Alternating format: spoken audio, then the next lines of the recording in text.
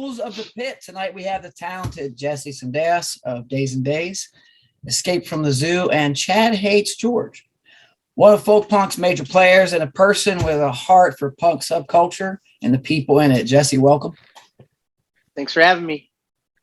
I'll get us kind of kicked off here. I'm a comic book fan, and I love a good origin story, like finding out about Wolverine, or just like the subtext behind a character and like what brought them to that point. What is your punk rock origin story? How'd you get from point A to point B? So my dad bought me up on Ramones, Sex Pistols, that kind of the Clash, old school punk. So it's I've always listened to it. And then when I was like 14 or 15, I got like a first stack electric guitar or something and kind of messed around with it. But I was like skateboarding and doing drugs with my friends and shit. So I wasn't really like, paying that much attention to it. And then Whitney, the trumpet player for Daze and Dayz, and I moved from Houston, our hometown, to San Marcos, Texas.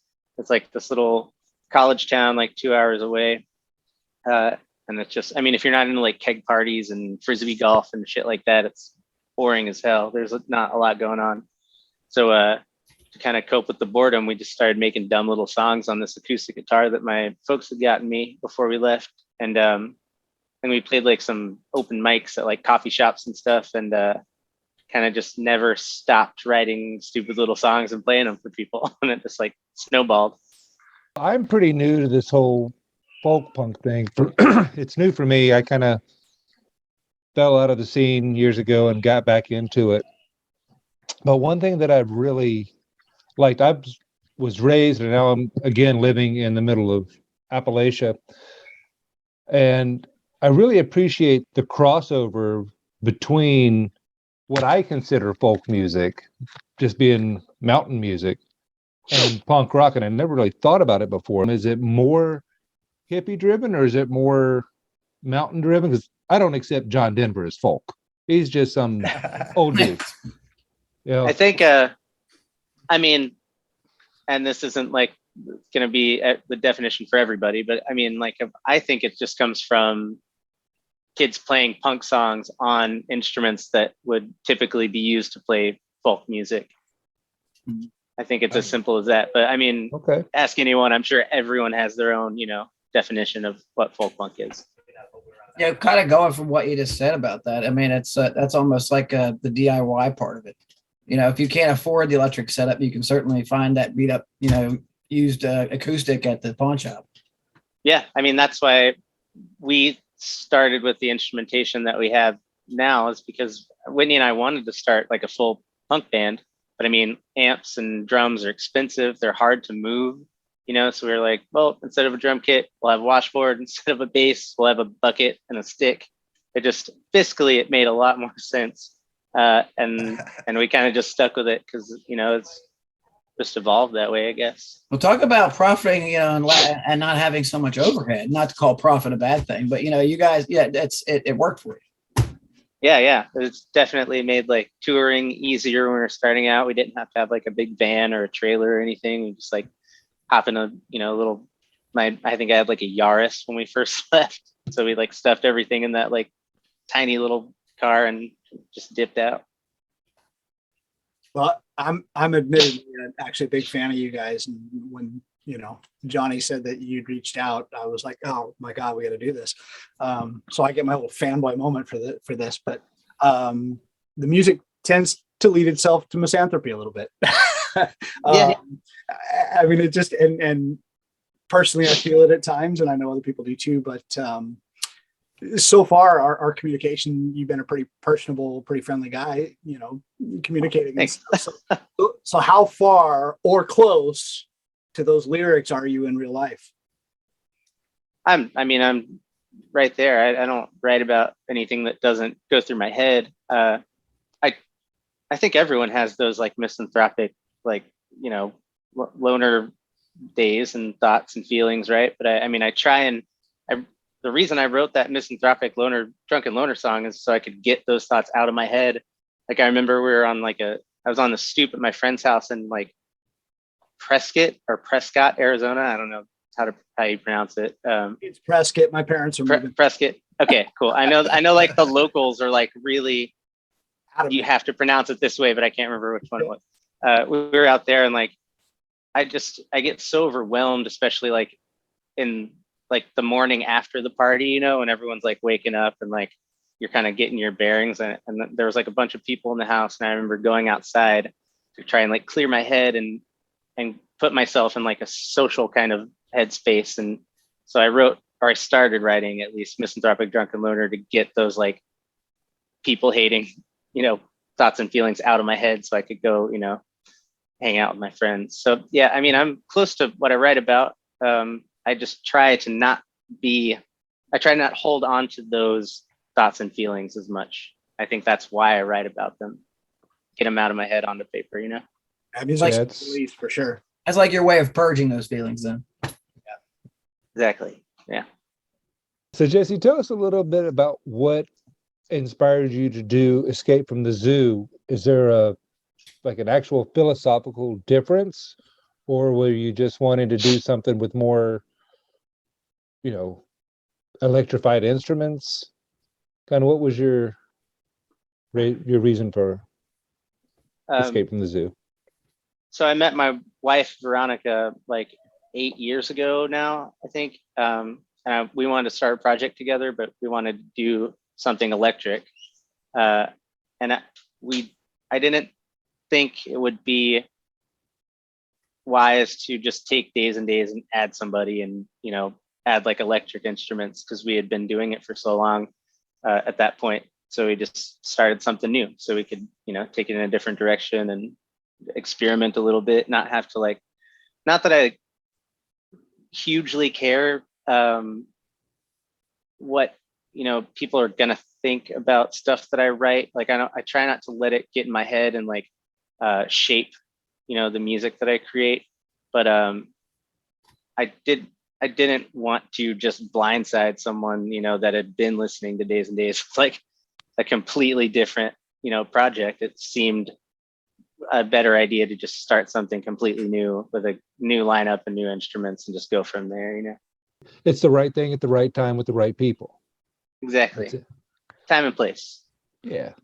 Songwriting, let's say what Days and Days, I'm actually a little bit more, I'm a new fan. Do you write organically? Like, do y'all get together and just flow, or do you just like, do members bring pieces and parts and then y'all just figure it out when you get to practice?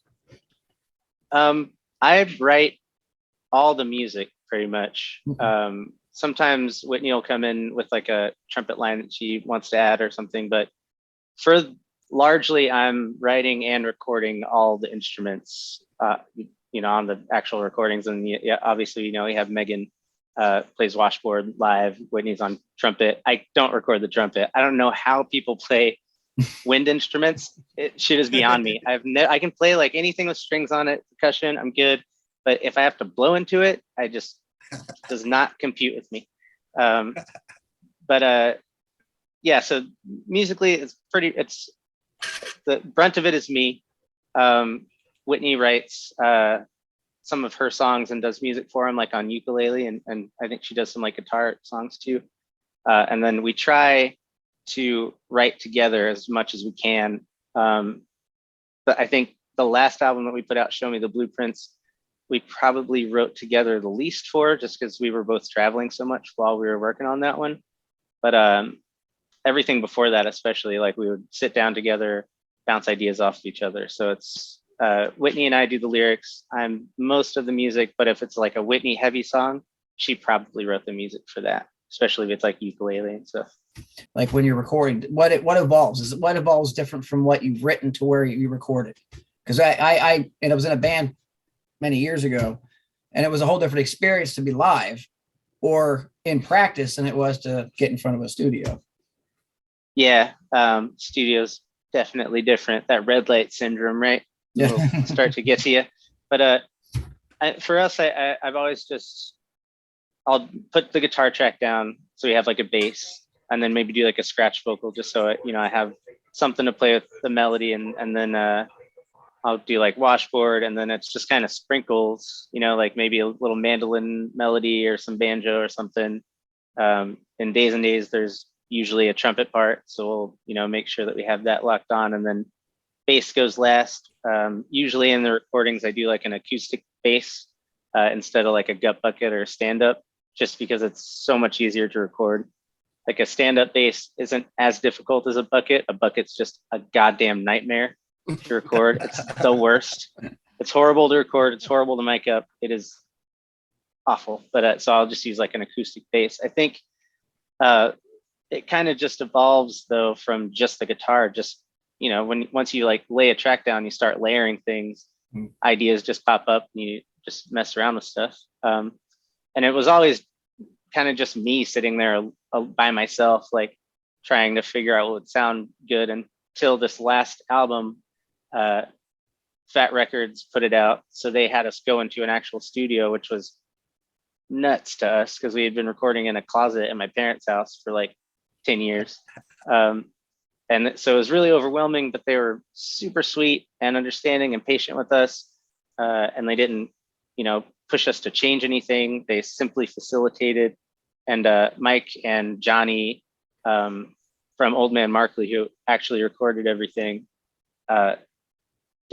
gave us like, you know, ideas and stuff, and, you know, bounced things off of us, and which I, you know, gladly took to heart, because they've been doing this for so much longer than me, and they have insight that I just don't have. So like we learned a lot doing it that way, and it was really cool not having to just sit there and think of the music by myself, but being able to collaborate with someone for a change was nice. So it evolved a little bit differently on the last record, but for the most part, it's just we put guitar down and then kind of see what sprinkles happen. I was going to ask you what your experience was like with Fat Records, but you kind of just answered it right there. Is it, was it like any different as opposed to like recording with like Flail?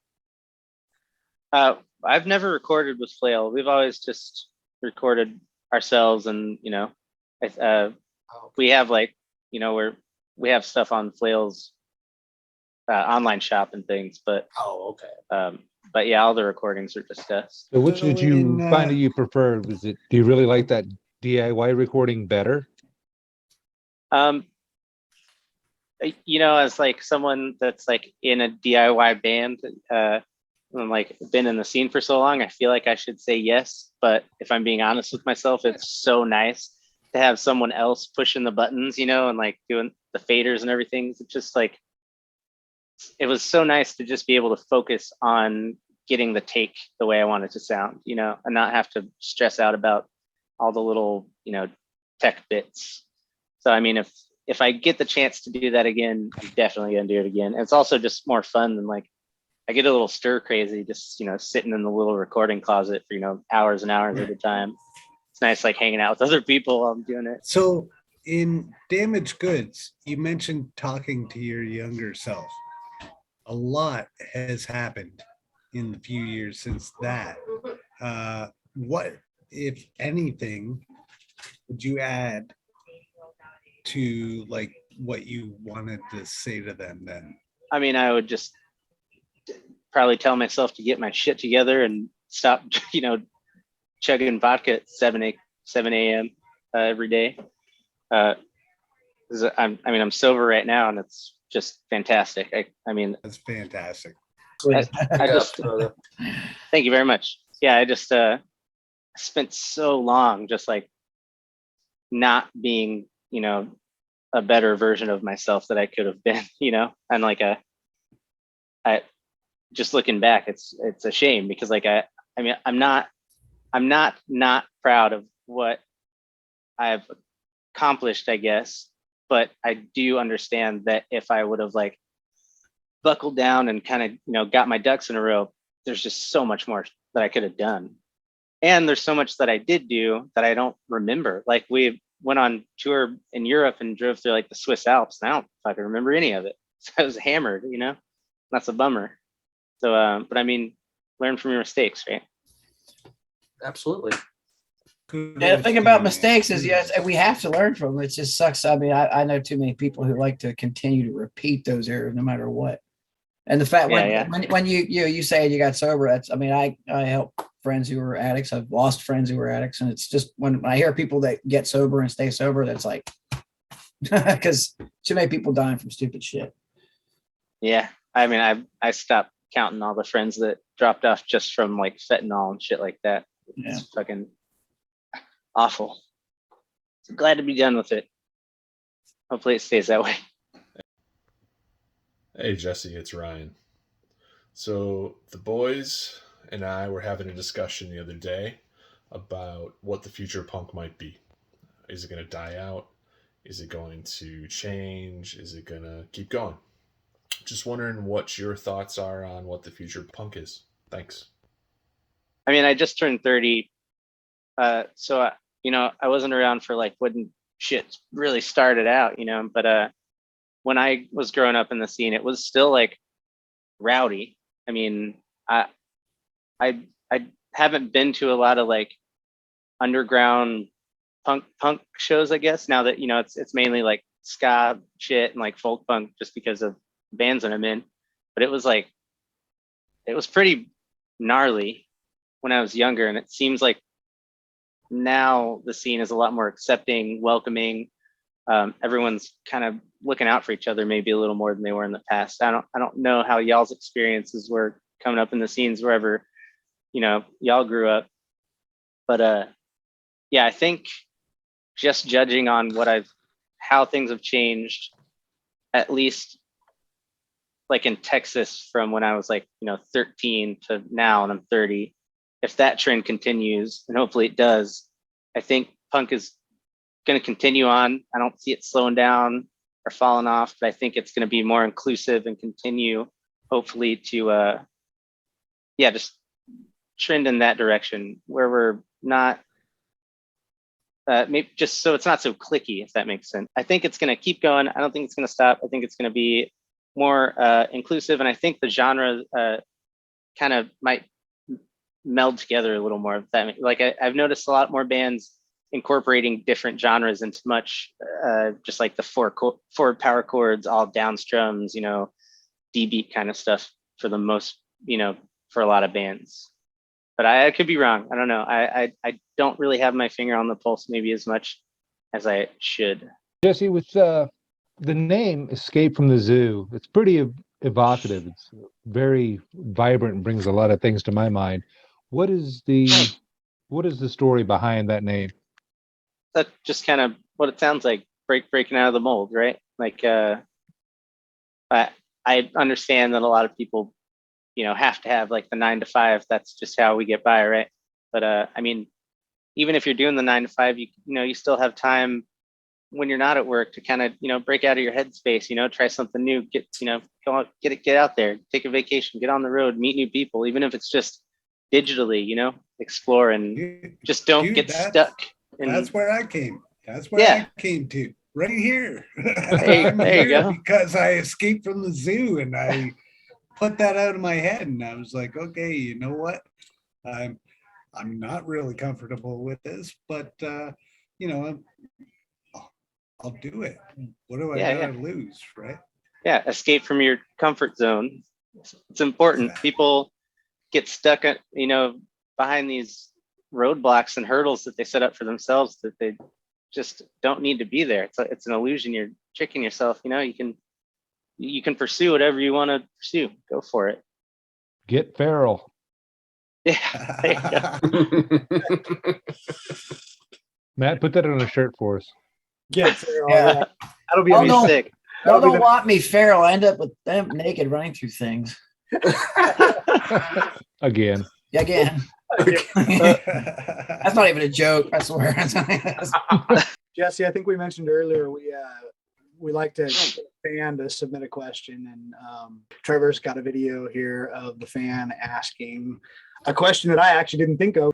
Hi, I'm John. My question for Jesse is, with We Never Said It Was Good, your first album, coming up on its 15-year anniversary, have you thought about re-releasing it or doing a vinyl pressing? Thanks. Shit, that's throwback, dude. Damn. 15 years? I didn't even realize it's been that long. God. No, I've not thought about that. We're actually did an interview last night, and that album came up, and I just like hadn't even thought about it in years. Like, it makes me cringe. I mean, like, stuff that you create when you're a kid, when you're just like fascinated that you can even make a sound and then listen to it back. Like, oh God. And I totally just ran with it too. I was like, I want to figure out how to make like as many sounds as I can and just lay them on top of each other. And it was just all through like a vocal microphone plugged into the back of a desktop with like a little 8-track thing that I had downloaded. Oh God, it's so terrible. Like, if that person really, really wants a copy of it, I'll burn you one. Just shoot me an email and I'll mail it to you. But I doubt that we'll ever like fully re-release that. I think we'll just, let the past be in the past. That's just like, it's on our Bandcamp if anyone wants to listen to it, but it's not good at all. That's John. He's an artist that's done some work with Amigo the Devil and a couple other guys. And John owns a record shop. So I guarantee that's why that question came up from him. Right on. All right. So you took it, and I won't hit you with the hard question here, but this one will be a little lighter. Recently, you took a trip to California with your wife, and along the road and along the way, I'm to understand you collected some pretty good footage, which eventually became part of a video. We got a couple guys in here getting pretty good at video editing, Trevor and Johnny, and I understand you have a very special video editor that helped you with that one specifically, but I think he's probably done some other stuff for you, hasn't he? Our video editor?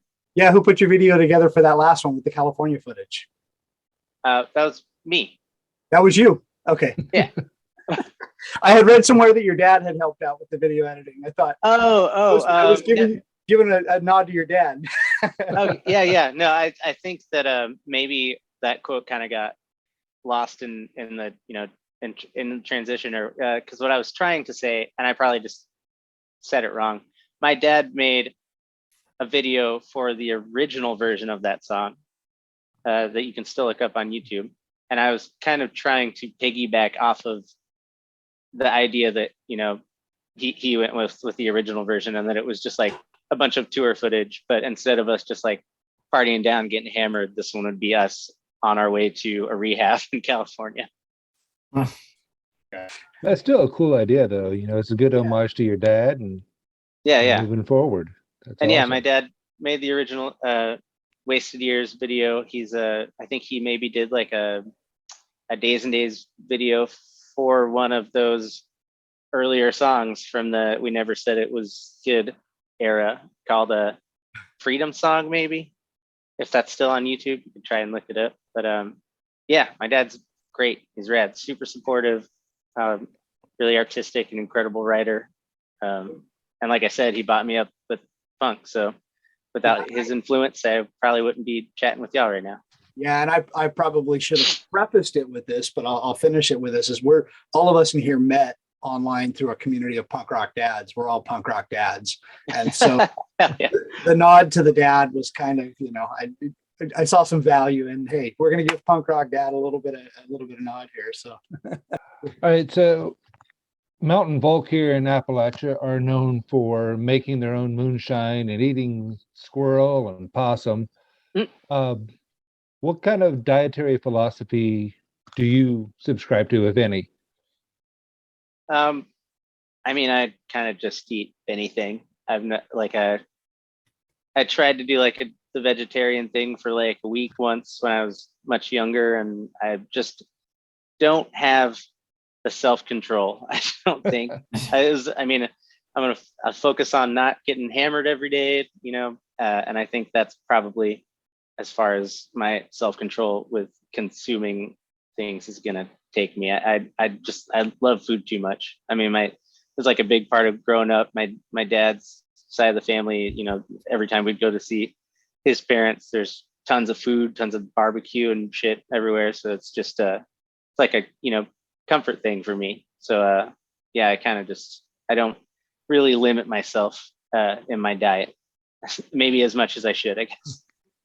Do you have any particular preferences between when you're at home and when you're on the road? Not really. Cheaper is better on the road for sure. But yeah, I kind of just eat whatever's around. Fair enough. You sound like such a garbage person. I'm just a disposal over here. Yeah, I mean it's part of the whole DIY thing, right? I mean, I remember There you go. 1,000 years ago when I was playing, and it was always gas, food, and lodging. That's all Yep. I need. And For so it's sure. whatever you're going to give me for food. If it's going to be we're going to the bar and getting burgers, or you made a pot of spaghetti and forgot the sauce and it's just plain noodles. Yeah, hey, what we get's what Hell we yeah. get. I will say, now that I'm thinking about it, if I can avoid Taco Bell at all costs, I will, just because I was just so burnt out on it. For like maybe 3 tours in a row, that was like, it is just so cheap to feed so many people, and I do it. I respect that, but man, I'm just so burnt out on it. If there's any way to not have that when we're on the road, I'll take it. Well, see, the thing about that when we would travel for shows was Taco Bell was good when you had the vegetarian in the group or the meat eater group, because someone can get a bean burrito and someone can get a beef burrito, and everybody's Exactly. That's why, because Megan, the washboard player for Days and Days, does not eat meat. So Taco Bell is, just easy. So, what country was the most fun to play since you've been outside the U.S.? And what was the not as hospitable? I can't think of anywhere that's been inhospitable, really. We've always been super lucky. We've had a really good time on the road. Places that stand out, though, that we had a lot of fun in. Montreal was always great. Those kids get so rowdy. And then over in Europe, Germany is always a really good time. It was like some of the squats there are just ridiculous. So just these massive buildings covered in art. It's really, really fun. And Portugal was great.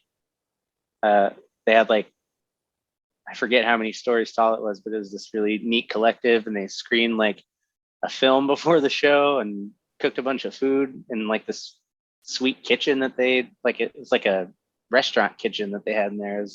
It's really put together, cool scene. But I think just like bang for your buck, best punk shows probably have been Germany. I think we've heard that before. Yeah. Yeah. Shit goes off. What is it about Germany? I got to get to Germany. Yeah, no kidding. I don't honestly, I couldn't tell you exactly what it is, but everyone's just so about it and dedicated to the show and attentive, and they're here for it. Oh God, how could I forget Australia? Jesus, that place is so rad. I really hope that we get to go back sooner than later. It's just super cool folks and just beautiful beaches and shit. Man, I need to get back there sooner than later. And New Zealand would be really fun to go to. I've not been yet, but we're right there. We were so close and just didn't make it over. Well, Richard Martin, if you're listening, if you're watching us, Richard Martin, make it happen. We have a friend that kind of basically the guy that brought us all together, and he's down there. So nice. Yeah, Richard, let's kick it. He will too. He will. I bet. Yeah, he will. He will. Well, Jesse, before we get to the lightning round, at the end we'll do a lightning round, and Johnny will tell you more about that. But I'll hit you with the hard question. This is the we'll go into the deep stuff now. The rules of the pit was built, on the mantra. Our saying is, if they fall, pick them up. And so we try to shed some light on stuff that I think I mentioned to you earlier. And any advice or any help that we can give anybody is part of what we try to do. So on that trip to California, can you tell us just a little bit about why you were out there and what was going on and how it has affected, you and your wife and where you are today. Yeah.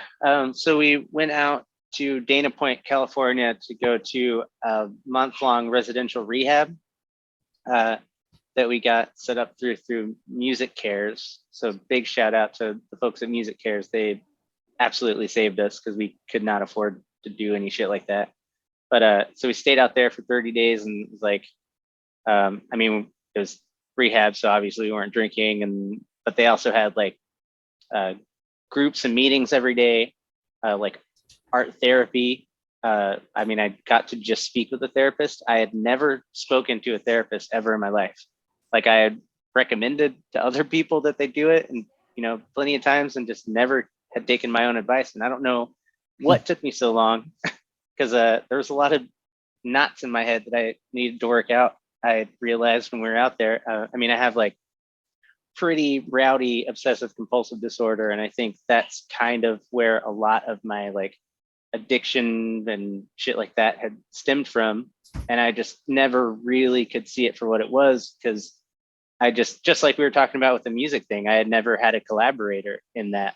So I was always just, bouncing thoughts off the inside of my skull and it wasn't getting me anywhere, So that was incredible to have like a therapist to speak to. We did like EMDR sessions, like kind of got down to like the nitty gritty of it all. And I really feel like I'm a much happier, more well-adjusted person from being out there.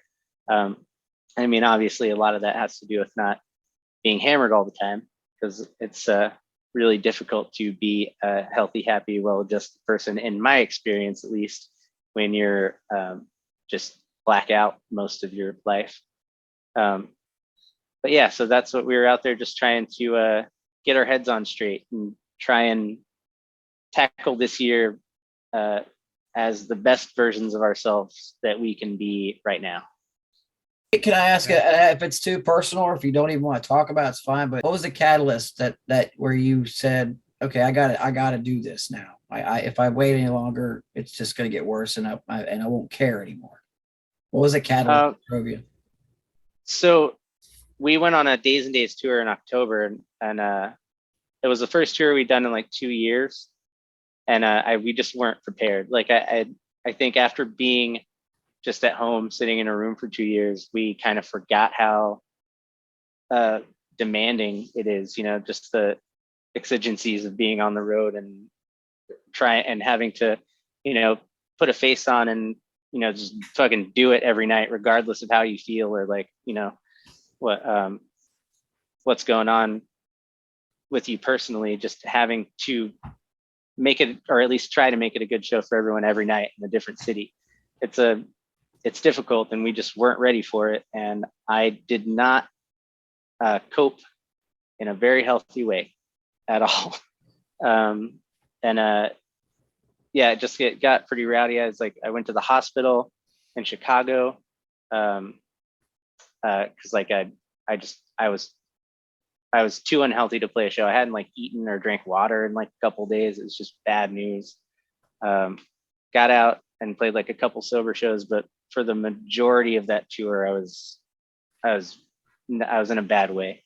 And when we got back, luckily my wife was like, I think we need to like break this cycle because it's just for years and years, it's been something that we had been stuck in where like we would do okay for a while and then like relapse and then it would get really bad until we realized that we need to stop and then we'll stop for a while and relapse. And she saw a cycle that I was just blind to, luckily, because I mean, I'm very much a creature of habit.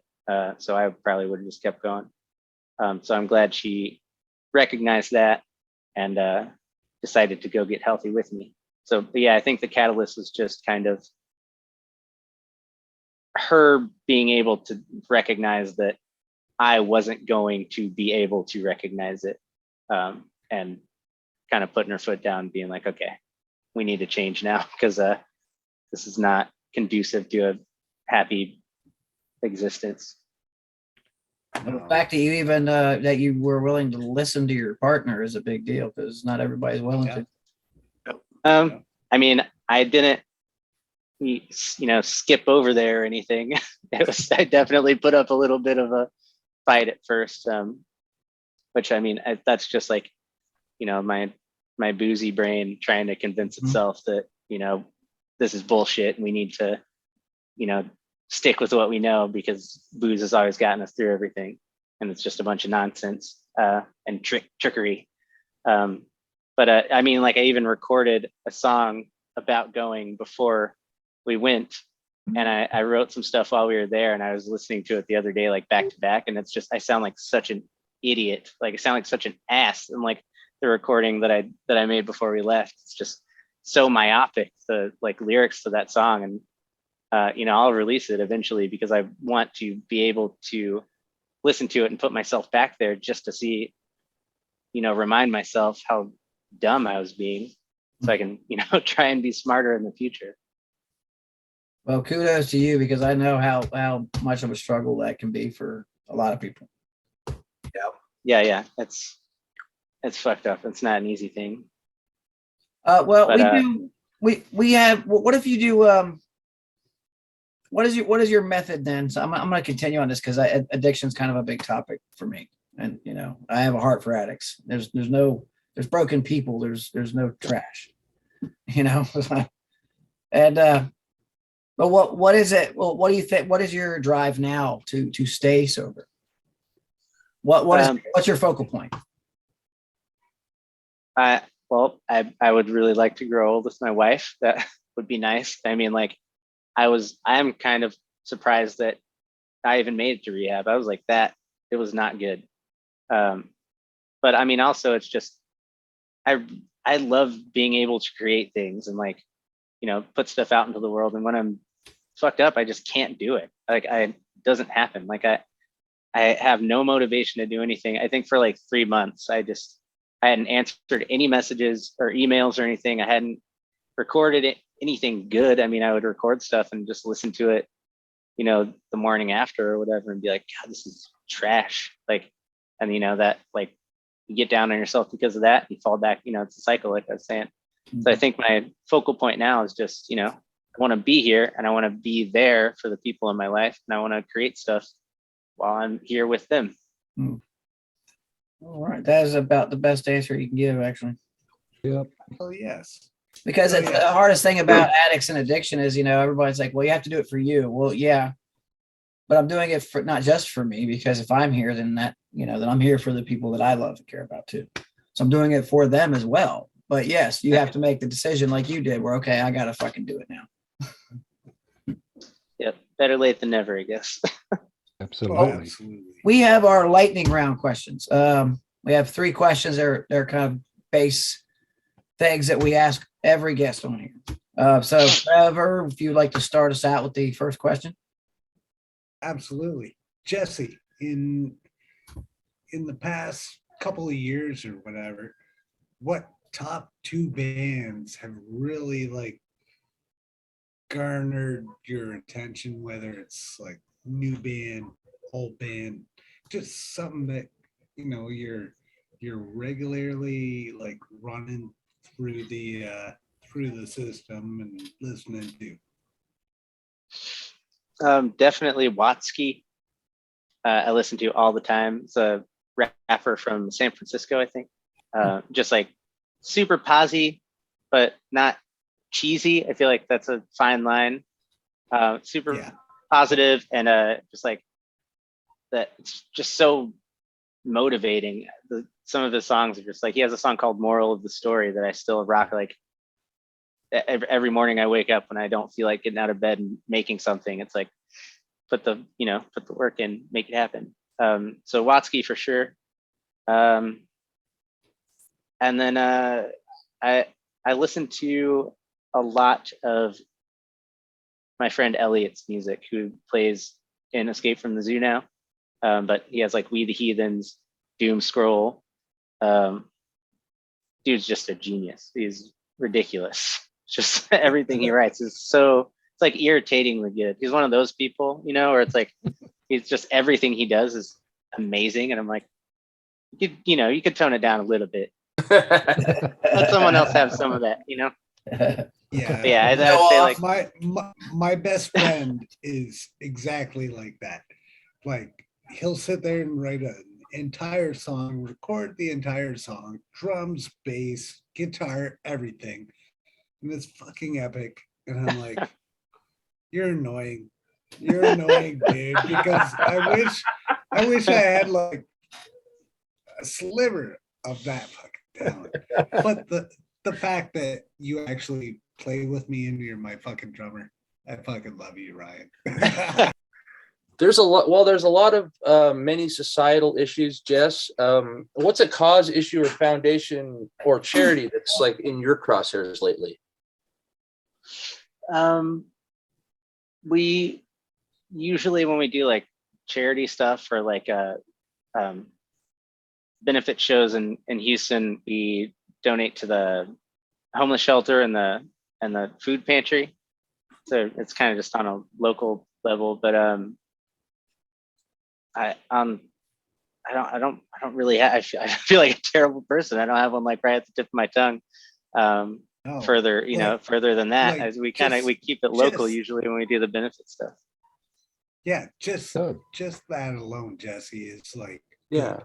like your mindset and your heart is with helping the homeless and stuff. So like you don't have to have a specific charity, like just knowing that you're along that line, that speaks volumes. So cheers. Word. Yeah. Well, thanks. I'm definitely gonna have one now just for the next time that question comes up. Which will But you have- probably be never, but yeah, I'm Well, gonna, Food Not Bombs is an Not- organization Not that until you does a come lot of back good. gone. yeah, It doesn't even matter. Food Not Bombs is a good one. Doesn't even matter because I mean you have one, like it's there, it's your hometown, it's dude, that it's incredible. I guess you It gotta doesn't have to be start locally, right? well, we give 95% of all of our proceeds to UNICEF that get trickled down through whatever corporate stuff that may or may not happen. No, you're going right to the source of people in your home. That's phenomenal, bro. Yeah, dude. And I mean, tons of credit to Whitney on that. She does like Folksmiths every year, or I mean, obviously not the last 2 years, unfortunately, but like Folksmiths is her like benefit that she does yearly to donate to the food pantry and all that jazz. As I mentioned earlier, again, the main rule of our pit is to pick people up when they fall. In keeping that with that ideal, what additional rule would you add to that rule of the pit, and or the rule of life that is the pit? Don't throw fists, right? That's good pit rule and a good life rule. Keep them to yourself. It's a good one. Well, that All was right, the Jesse. extent of our questions, Jesse. I really appreciate it. It was a very good. Yeah. Thank you. Yeah. Thanks so much for having me. That was a blast, man. No problem. And yeah, we'll definitely have to have Whitney on at some point, and we can discuss some of the things that are important to her too. Yeah, I personally would love to have Whitney on too, just because I caught some of her live streams. Well, thank you very much, All right. Jesse, again, and you have a great evening. Yeah, y'all too. I really appreciate y'all having me again. Oh, thank you. Absolutely.